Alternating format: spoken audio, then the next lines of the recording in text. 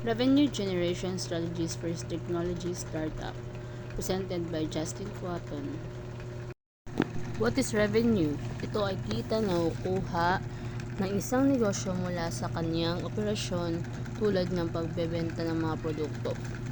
Example sa telecommunication company, ang perang nakukuha mula sa mga subscription ng kanilang mga customer tulad ng internet o mobile plans ay bahagi ng kanilang revenue. Ang generation, paglikha, strategies, plano o pamamaraan. Startups nagsimula pa lang mag-develop ng kanilang produkto o serbisyo. So what is revenue generation strategies for technology startups? Ito ay nangangailangan ng pag-develop at pagpapatupad ng mga epektibong pamaraan upang kumita mula sa kanilang produkto by identifying target markets, kung sino-sino ang mga pangunahing merkado, ano-ano o mga potential customer ng produkto o serbisyo. Understanding customer needs, pag-alam sa mga pangunahing problema at pangangailangan ng customer upang mas makagawa ng produkto o serbisyo ng magbigay solusyon dito. And lastly, creating innovative solutions, pagbuo ng makabago at natatanging solutions na makakatugon sa mga problema o mga pangangailangan ng merkado na hindi pa natutugunan. So what is technology startups? Ay mga bagong negosyo na gumagamit ng bagong teknolohiya upang lumikha ng kakaiba at makakabagong solusyon na maaaring makatugon sa mga pangangailangan ng merkado. Layunin nito mag-commercialize o gawing available ang mga produkto ito ay maaaring magbigay ng bagong oportunidad o solusyon para sa mga gumagamit at negosyo. Key characteristic of a technology startup. Number 1, innovation. Ay tumutukoy sa pagtutok at pagbigay prioridad sa paglikha ng mga makabago at bagong teknolohiya na nag-aalok ng mga bagong solusyon, nagpapabuti ng mga kasalukuyang sistema o nag-introduce ng mga ganap na bagong konsepto sa isang larangan o merkado. Number 2, scalability. Ang isang negosyo, produkto o sistema ay dinisenyo upang mabilis at mahusay na lumago at tumanggap ng dumaraming demand na hindi kinakailangang magdagdag ng malalaking gastos o mapagkukunan. Number 3, risk.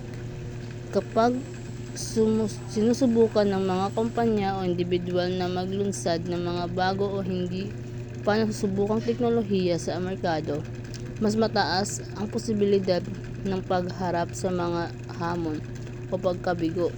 Ito ay dahil ang mga bagong teknolohiya ay maaaring hindi pa lubusang nasubukan o maaaring magkaroon ng hindi tiyak na pagtanggap mula sa merkado. Disruption ay baguhin ang mga tradisyonal o industriya gamit ang mga makabagong ideya, produkto o serbisyo na hinahamon ang nakasanayan. Madalas nagdudulot ito ng malaking pagbabago sa kung paano gumagawa ang isang industriya o nagreresulta sa pagbuo ng bagong merkado. Number 5, technology focus. Ang isang negosyo ay inuuna ang teknolohiya bilang pangunahing pwersa para sa pagbago, inobasyon at kompetitibong kalamangan.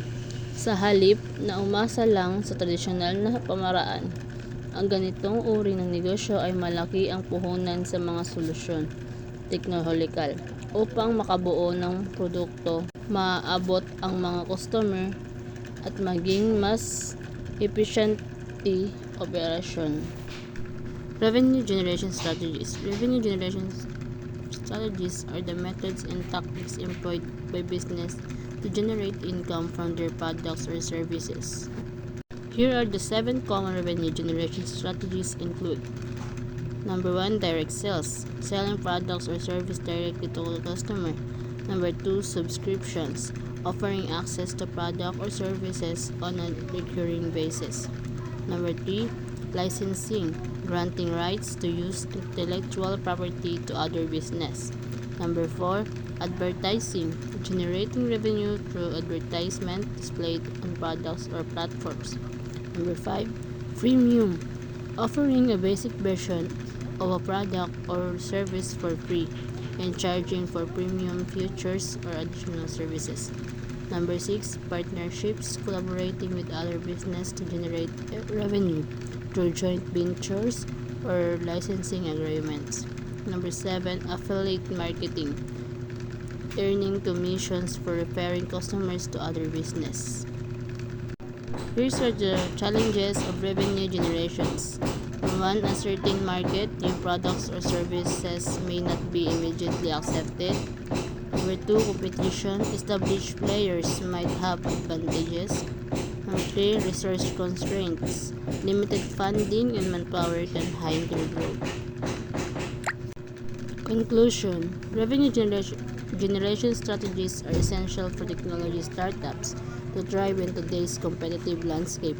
By carefully considering their target market, understanding customer needs, and leveraging innovative solutions, startups can effectively monetize their offerings and achieve sustainable growth.